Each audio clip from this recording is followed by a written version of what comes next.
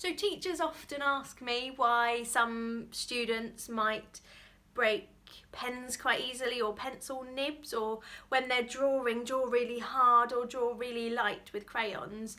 And so this might be relating to their proprioceptive sense, or their sense of where their body is in space, or tactile senses. So if we think about proprioception, with also thinking about how much force and how much pressure we need to do that. So how tight I'm holding a pen, or how much force I'm using to push down on the paper.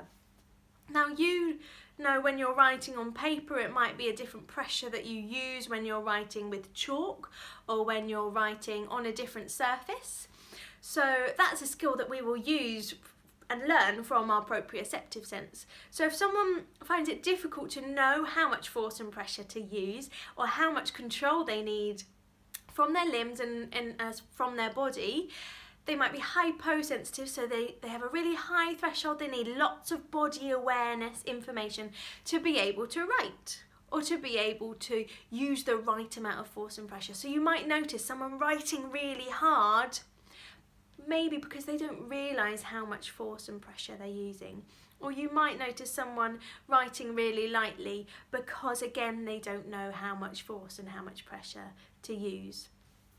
Now, if it's tactile information, it might be because of the way that that pencil feels. So we know we can buy hundreds and thousands of different kinds of pencils and different kinds of pens.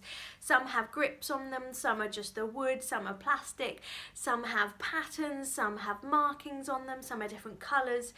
There's so many different ways that pens and pencils are, but they will all feel different. And so if someone's hyposensitive to tactile information, they might really enjoy, they might need that particular tactile input to be able to write as well as they can. So there might be a pen that they find particularly supportive, and therefore they will use that a lot. Maybe they use a bit more pressure if you were to give them a different pen, because they're not receiving enough tactile information. So they might hold it tighter, which therefore means they might push down even harder, and therefore they might break the pencil nib, or they might push the pen too hard and go through the paper or go through the book.